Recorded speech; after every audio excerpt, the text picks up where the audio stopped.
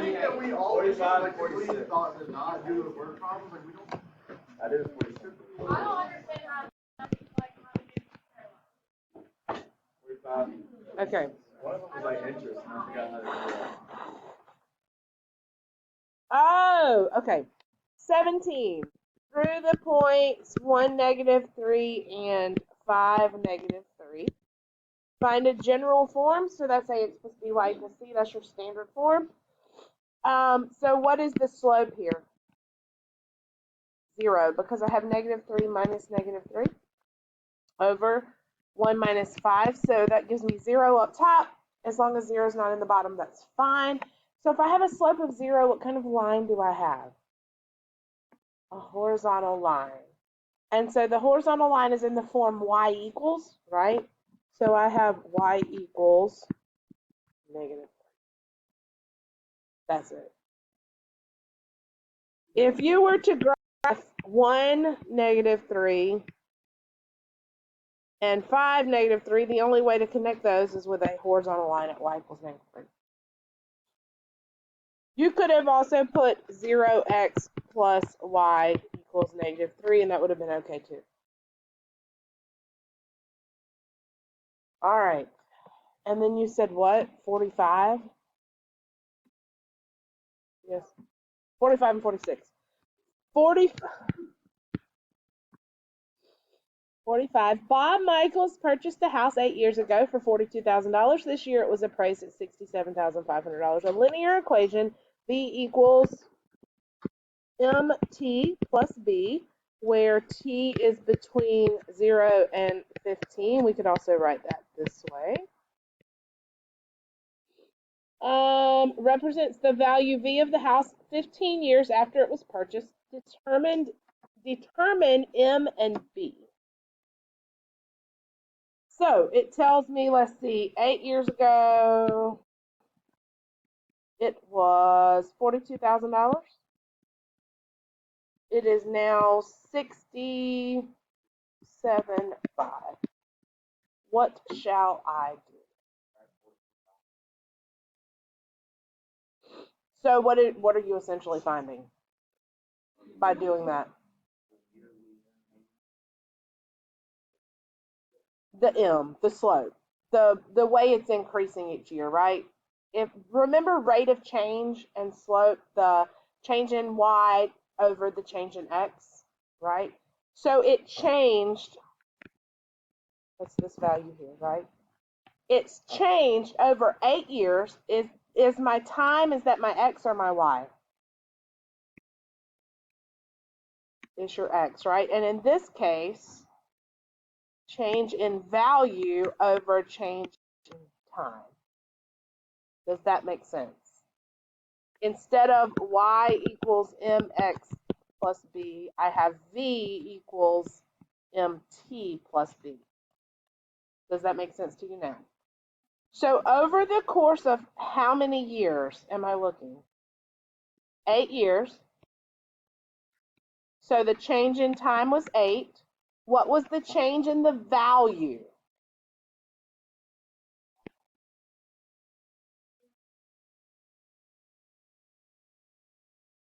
If you go from 42,000 to 67,500, what is that?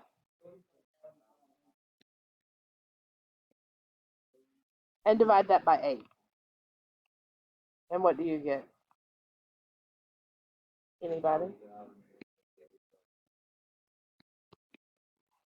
That means every year the value of the home goes up $3,187.50. Does that make sense to you? That's all you had to do for that one. For that part, yeah. Now I have to do B. Okay. Oh, this is just part A, isn't it? So now to find B, what am I going to do? What does B mean? The y-intercept. Any ideas?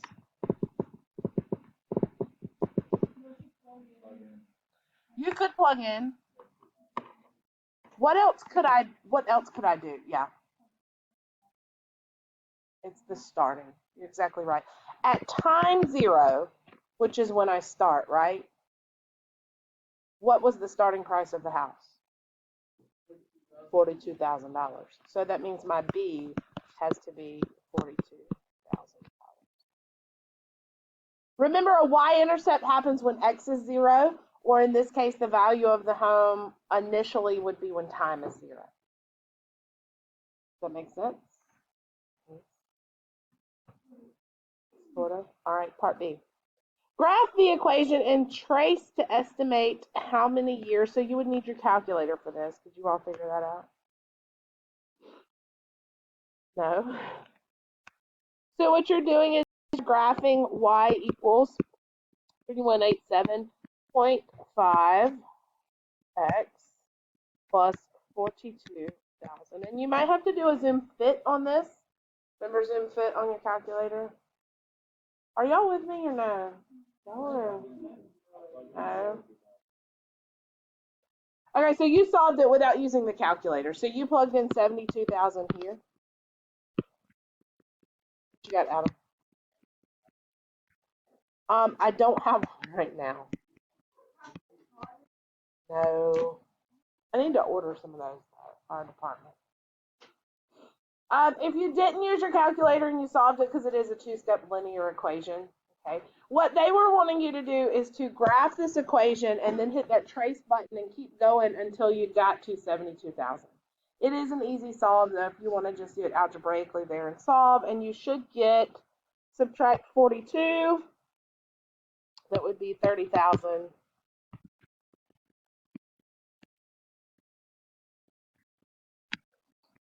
Divide by 3,000, and you should get approximately what? 9.5. Part C, right and solve. Oh, but that's part C. We just did it. Right? Oh, it's 74,000 instead of 72. So you'd plug in 74,000 instead of 72,000. And then part D, how many years after the purchase of this home will it be worth 80,000? That's the same problem again. You're just putting the 80,000 in place. Does that make sense? Remember, your slope is always your change. That's your rate of change, essentially, is what that is. All right, y'all okay? No? Okay, what confuses you about it? Because there's words? Because I'm not saying find the slope? We're going to have, there will be a lot of word problems that we are going to have to plow through to understand. So that's why we're starting out linear. Should be easy. Y'all are looking at me like zombies. Y'all know. Usually y'all aren't quiet, and today it's very awkward in here. I didn't do anything. And it's hot in here. What did y'all do?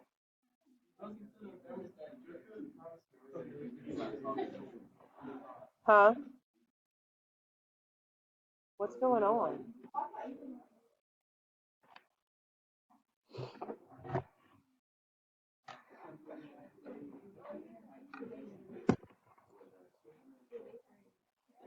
All right, what else?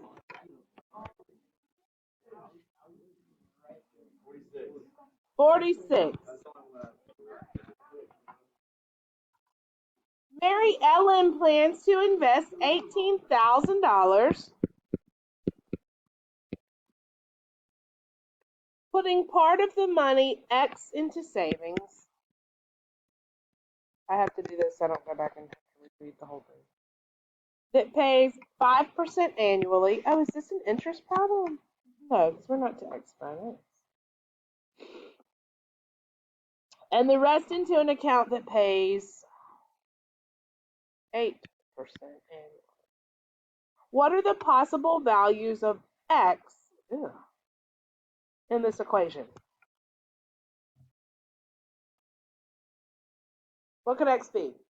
You go to the bank with $18,000 and you're going to put some in savings and some in another account. How much could you possibly put in the savings account? $18,000. Could you put none in the savings account? Sure. So what are the possible values of x? 0, 18,000. That's exactly right. That's what all it asked. It said, what are the possible values of x in this situation? For part A. That's right. Part B.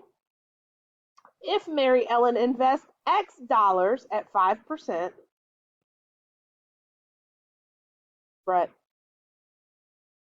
can you not? Every time I say Mary Ellen, you echo Mary Ellen. But I did not say Mary Ellen. That's not what I'm laughing at. Oh, you bringing up that? Oh, Miss McGee, you threatened to write me up last year for that.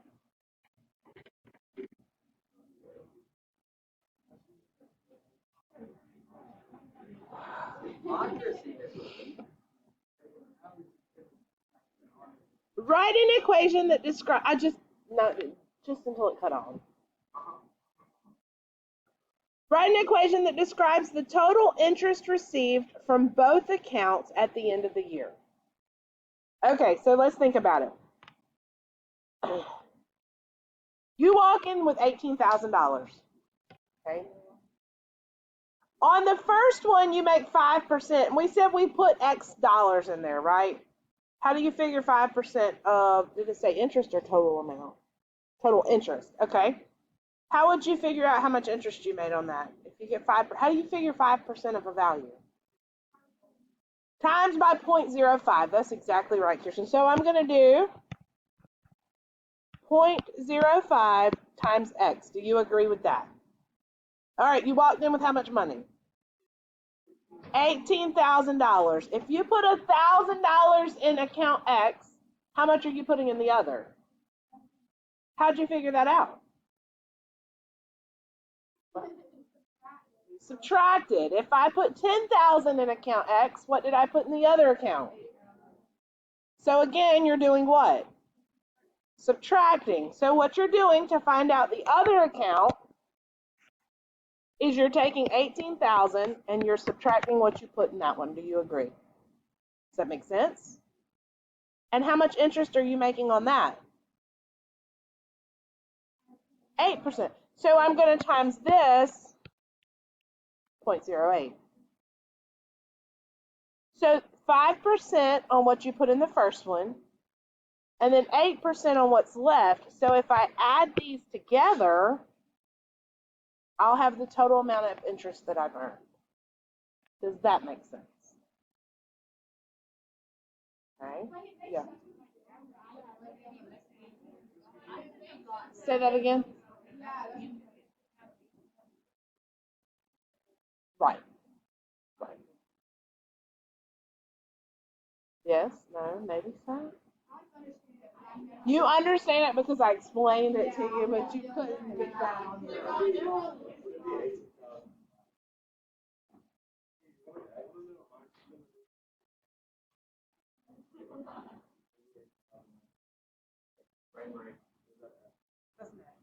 What does it look like? Oh, it's an X. I'm sorry. It's an X. Are y'all okay there? It's not a brain break yet because we haven't done brain work yet. A little bit, a little bit, a little bit, a little bit. Is this a linear equation? If I said y equals 0.05x plus 0.08 times 18,000 minus x, is that linear? Yes. I could still get it in slope-intercept form. Do you agree? Okay. What? So part C says graph and trace to estimate how much Mary Ellen invested at 5% if she earned $1,020 in total interest. All you are doing, this is the equation for how you find interest, yes? Which one is the 5% investment? X. So if I set this equal to 1,020,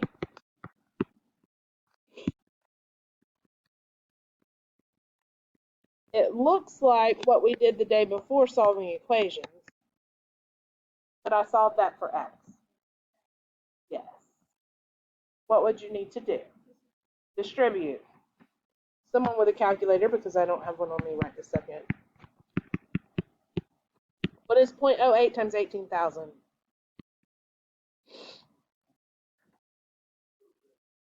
Okay, 1, 2, 3, 64, carry your 6, 14, move it over to 1,440.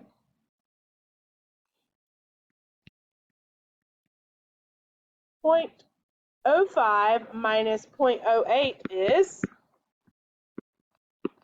negative 0.03 x 1440. Subtract. What's 1020 minus 1440? Negative what?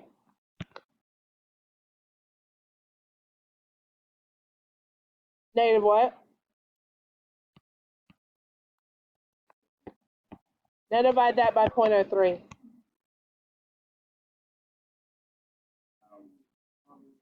14,000. Tell me what that means. Interpret that answer. What was that? How much money she put in the 5%? Now, if she put that in the 5%, how much money did she put in the 8%? Why? How do you know that? She walked in with how much money? 18,000. If she walked in with 18,000, she put 14 in one. That only left 4,000 to go in the other.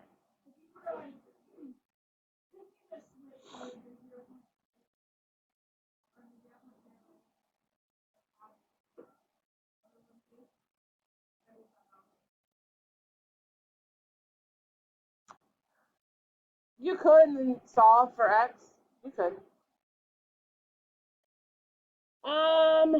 Let's see. Use your grapher. And we didn't really talk about that yesterday. To see how much she should invest at 5% to earn 1185. But all you do for that is set this equal to 1185 and see what x equals. Same way. Y'all are not gonna like today. I can already tell you that. We're still in the prerequisite.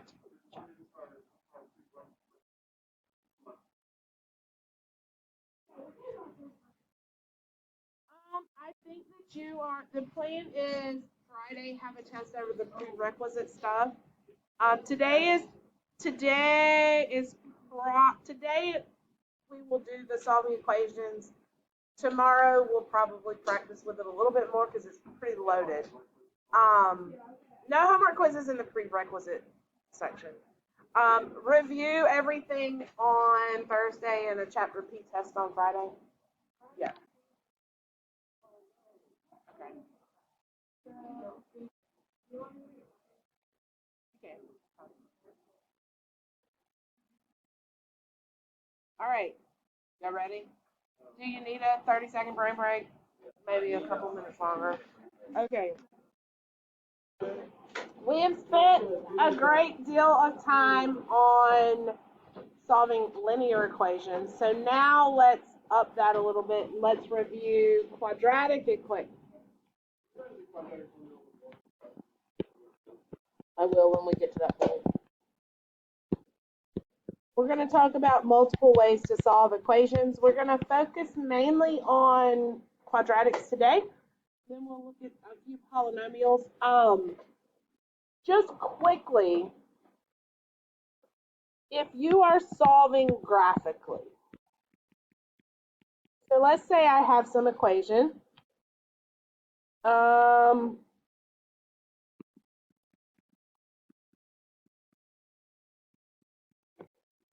And I wanted to solve that for x by graphing. Tell me what I would do. How do you solve this graphically? Throw what in the calculator? You set it equal to 0. That's the key, remember, with quadratics is they need to equal 0. Despite the method that you're using, 90% of those methods, we need to equal 0 first. So the first thing we're going to do is make them equal 0. And in this case, I would move that 2 over, so I would have 2x squared minus 3x minus 2 equals 0. And now what could I do? Plug it in the calculator. Y equals and graph this parabola, right? So if you do that quickly, if you go to y equals and you type this equation, and I'm just kind of skimming over this because we spent a long time last year on finding zeros and solving. But if you'll type that in y equals and then you'll hit zoom 6 for the standard, that gives you the 10 by 10 window. Does everybody remember how to do this? No? All right, hit y equals. I haven't got my calculator downloaded on this new computer.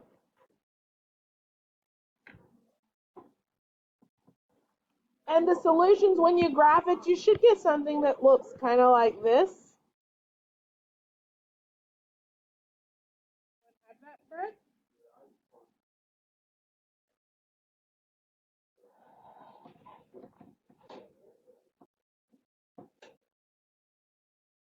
What are the solutions of this equation? In other words, where are they happening?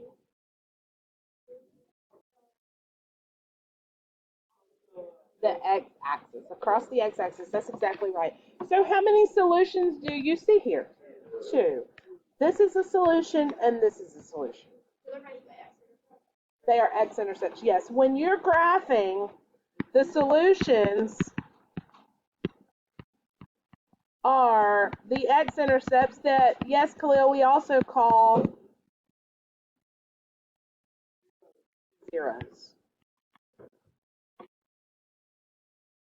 Do you all remember how to find those on your calculator?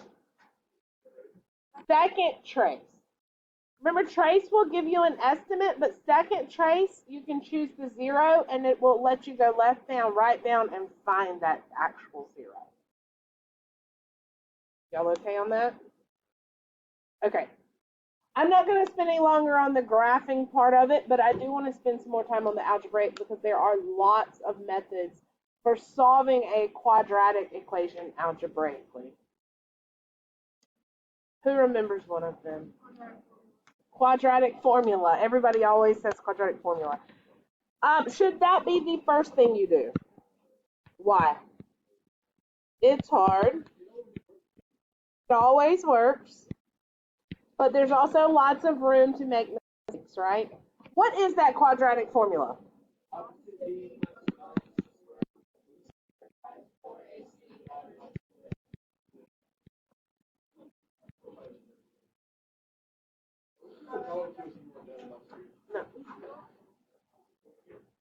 You did a whole video on it.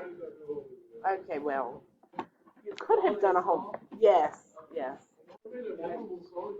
We might have to watch them at some point.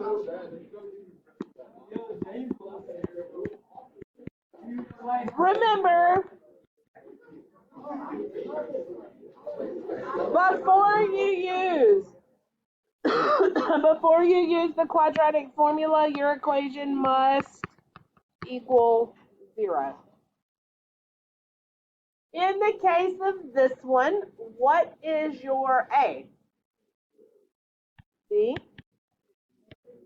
-3, and C, -2. You guys try this one. Plug it in quadratic formula and see what you get. Let's see if we all get the same thing. Oh my goodness, Brett. Tell me how you really feel. No, don't.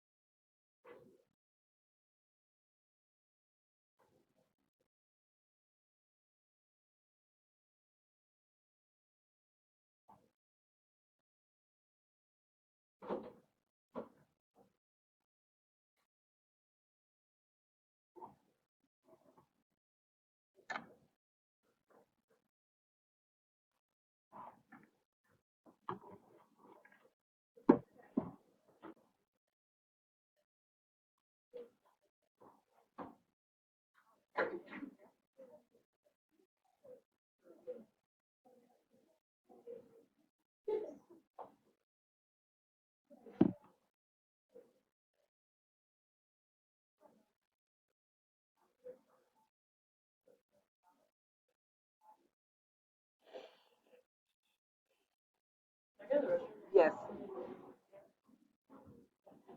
Tell me what you got. 2 and negative 1/2. 2 and negative 1/2. Is that what everybody got? 2 and negative 1/2. Let's see. Opposite b plus or minus square root of b squared minus 4 times a times c all over 2a. So 3 plus or minus the square root of. Work under that radical first. Remember your order of operations. So I have 9 plus 16 over 4. Because it was minus a negative. 25, the square root is 5. So this, remember, we break this into the two answers.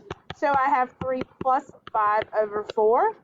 And I have 3 minus 5 over 4. And we know that we should get two answers because it crosses that x-axis in two places. So I get 8 over 4, which is 2. And I get negative 2 over 4, which is negative 1.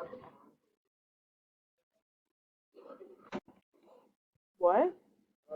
25 is a square root. All right, questions about quadratic formula? Should I do another one, or y'all okay? Okay, remember all the different types of answers I can have to a quadratic. I can also have imaginary, right, Ethan?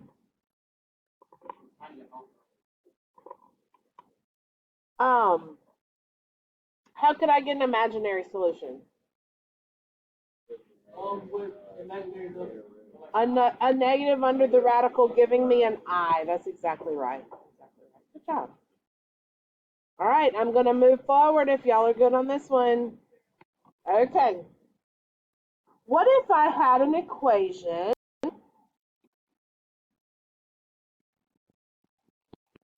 and I'll give you the heading for this after you look at it, that looked like this? What is the easiest? It's still a quadratic. It's not linear. What's the easiest way to solve this one? You can't distribute the square, but square root both sides.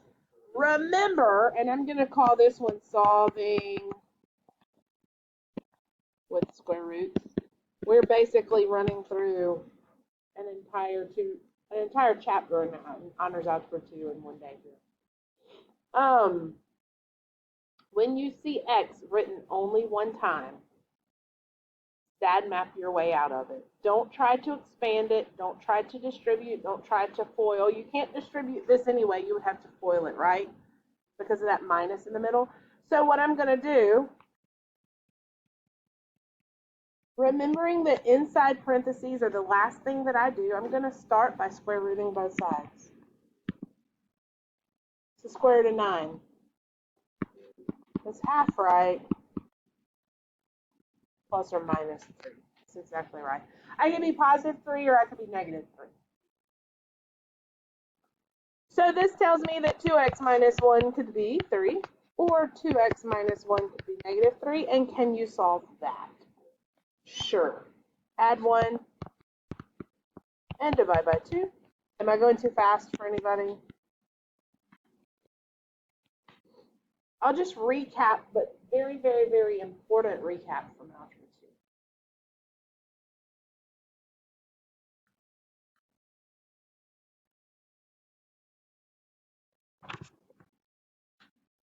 Two more methods I want to talk about. Everybody's two favorites. Can anyone guess one of them? Factor. I should always factor if I can, because it makes solving a lot easier. Do we remember how to factor? Let's just recap real quick. Let me find one that is factorable.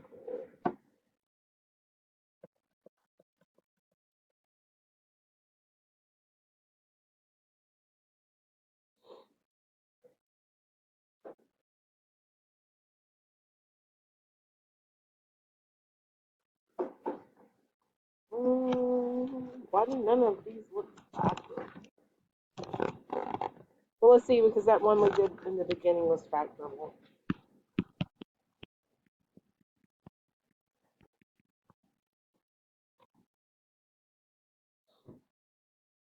All right, can this one be factored?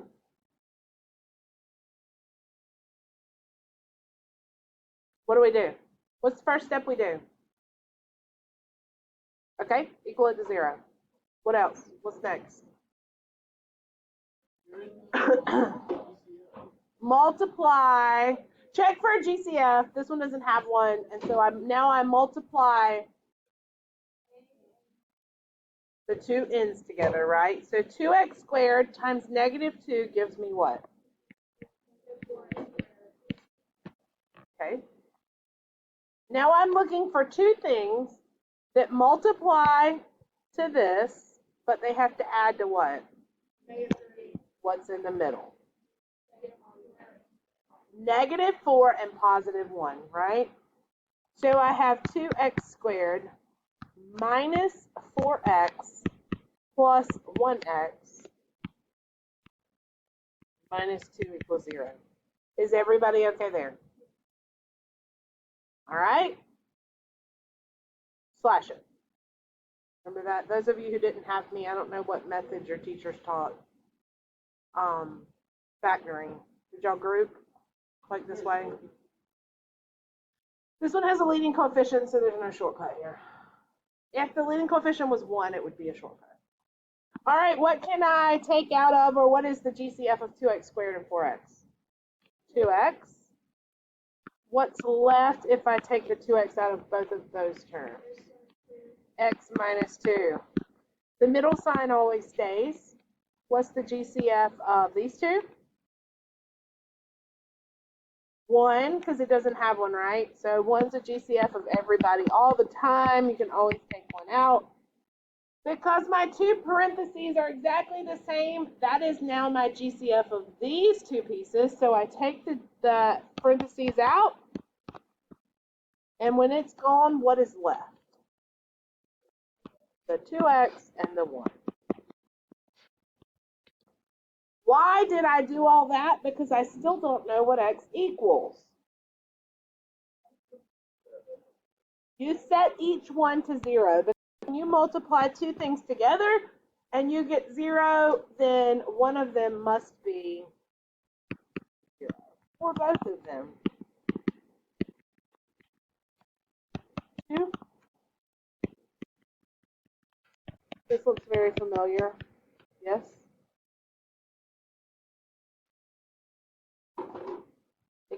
Extensively.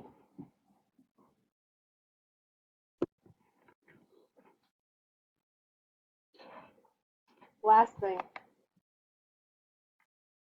Y'all hate this, and I'm sorry. But we're going to use it a lot in pre-calc.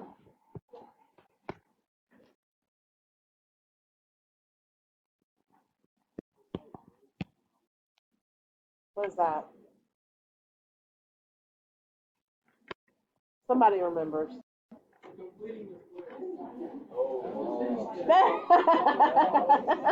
Completing the square.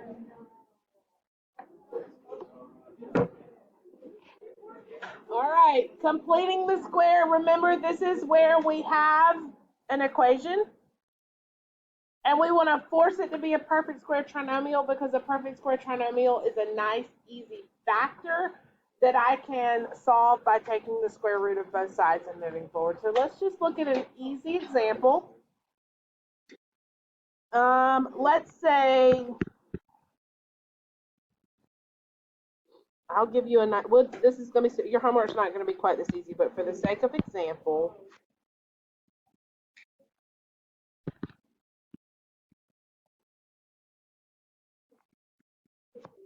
complete the square. So my first question is this a perfect square trinomial? Why? 3 is not even a perfect square, so it doesn't even stand to a chance of being a perfect square trinomial. Do you all remember what a perfect square trinomial is? Okay, that's where the two, remember it's square dances? The two ends are perfect squares. If you do the square root, multiply and double, you get what sits in the middle. Okay. So, yes, so what's keeping this from being a perfect square and a perfect square trinomial? And this is nowhere close to a perfect square. It's never going to be a perfect square. I'm going to just get rid of it. Everybody okay there? By getting rid of it, I'm not really getting rid of it. I'm just going to move it out of the way so I can do a little more manipulation with the equation. So I'm going to throw it over here on the side. So now I have x squared plus 8x. I don't have a c here, right? So I've got a hole in my equation, and I'm going to leave it there as a hole.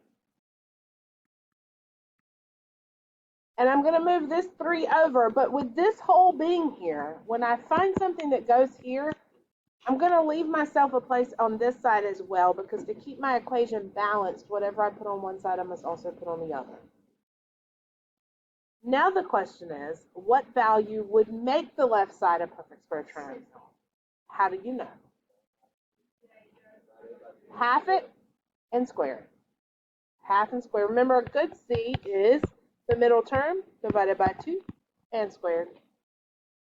So in this case, it would be, are we going too fast? Are y'all okay? Do you remember? Yeah. If you multiply the square root of the 2 ends and then double it. Now factor the left side.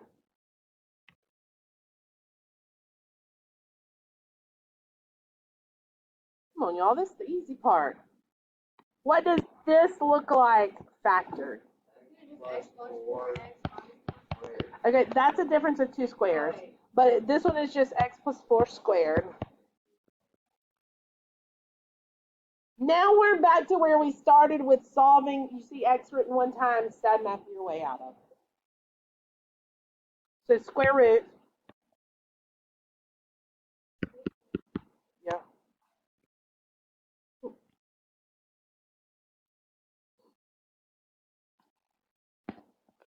I'm going to throw a plus or minus in front of that root 19. It does not have a perfect, it is not a perfect square, and I cannot divide it by a perfect square, so it's simplified. And now I just move that 4 over. And there's my answer. Could we write it like opposite way? Yes. Okay. Remember, with these, you cannot complete the square with a leading coefficient. That has to be factored out.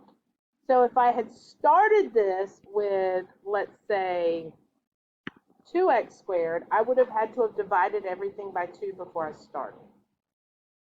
Y'all remember that? We'll see when y'all get on your homework. Sure.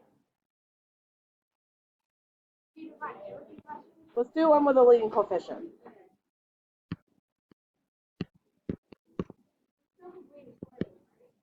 Correct.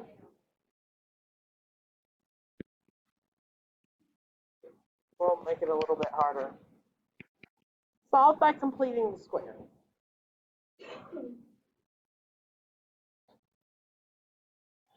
So I want to get rid of that leading coefficient before I even start. Okay, because I don't want to complete the square with a leading coefficient. So if I get rid of it, and I can divide both sides of the equation by 2 to get rid of it, but make sure when you do, you divide everything by 2. Yep. It doesn't matter. You do it before or after.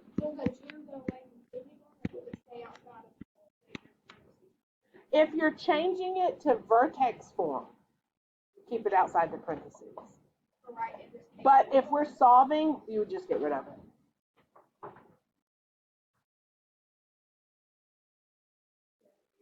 it. Bad C.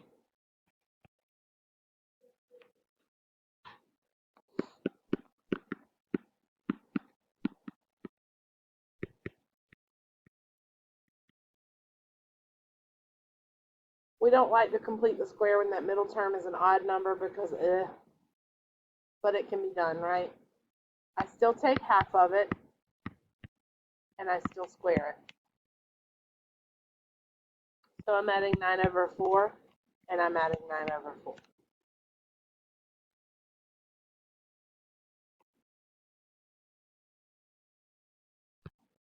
I have x plus 3/2 squared equals 15/4. Is that right?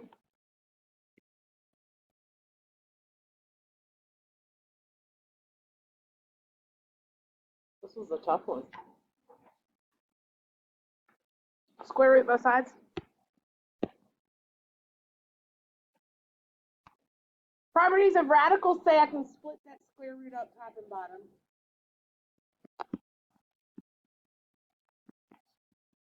So I can say square root of 15/2.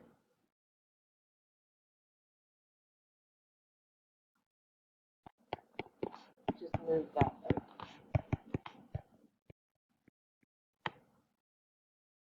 Yes, sir.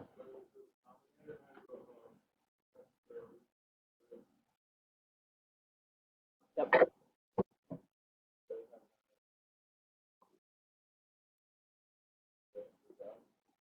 Well, you could combine them over the same one, so you could say -3 plus or minus root 15 all over 2, but the 2 would have to stay. Now, when you get on your homework, you're going to have some equations in a lot of different forms. Let me just show you the way 17 is set up so you see what I'm talking about. The directions for 17 say, bless you, solve by completing the square, but this is what the equation looks like.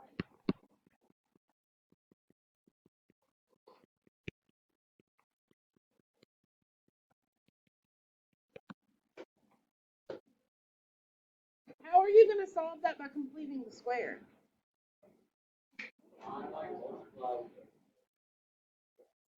You're going to multiply these first, and you're going to make one side equal 0. Remember, that's my key with quadratics. One side is 99% of the time going to equal 0.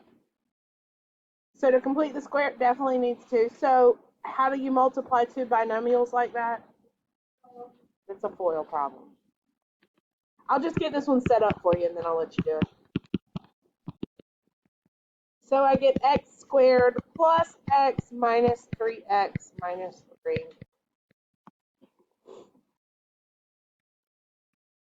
Now get everybody on the same side. So I'm going to move the x squared.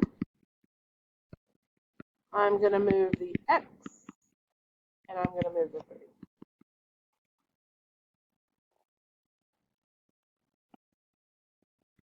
Now it's set up to complete the square. Does that make sense? So you have to do a little manipulation on a lot of them. All right.